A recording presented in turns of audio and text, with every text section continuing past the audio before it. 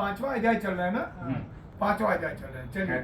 ऐसे घोर पापों से उत्पन्न हुए भयानक नरक में प्राप्त हो कर्मच्छ होने से मनुष्य लोक में उत्पन्न होते हैं। ब्रह्म हत्या करने वाले नरक में दुख भोग कर इस मनुष्य लोक में गधा, ऊंट, महिषी आदि की योनियों पैदा होते हैं। शराब पीने वाला भेड़िया, कुत्ता, शियाल आदि की योनियों को प्राप्त होता शराब नहीं है। पीना है। स्वर्ण की चोरी करने वाला कृम, कीट, पतंगा होता है। और गुरु पत्नी से गमन करने वाला तृण, गुण, लता आदि में जन्म धारण करता है। कहते हैं दूसरे की पत्नी को चुराने वाला, किसी की धरोहर को अपहरण करने वाला, ब्राह्मण के धन को हड़पने वाला नरक के दुख भोगने के बाद ब्रह्म राक्षस की योनि में जाता है।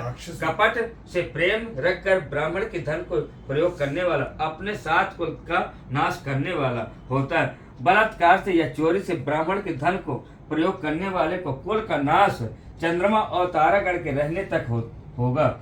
लोहे का चूर्ण तथा पत्थर का चूर्ण विष आदि को प्राणी पचा सकता है, परंतु ब्राह्मण के धन को त्रिलोकी में स्थित कौन पुरुष पचा सकता है।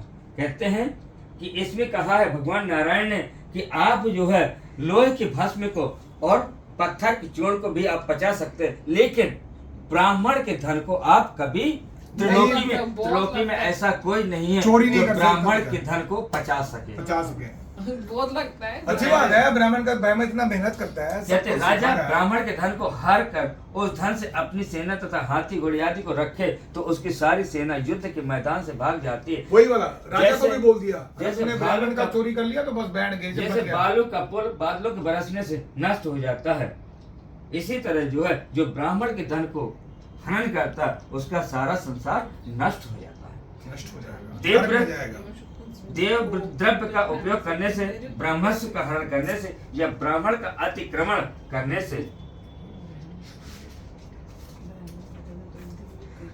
वंश पतित हो जाता है। अपने आश्रित वेद शास्त्र परायण ब्राह्मण को छोड़कर दूसरे ब्राह्मण को दान देना अतिक्रमण कहलाता है। यहाँ पे कहा है भगवान नारायण ने अगर आपने किसी अपने एक ब्राह्मण को, जिस ब्राह्मण को आपने आवाहन किया और उसने आपके आने का कार्य किया, कार्य करने का आपका कार्य उस दिन का संपन्न होने के बाद आगे का अगर कार्य आप किसी और ब्राह्मण को अच्छा दो देंगे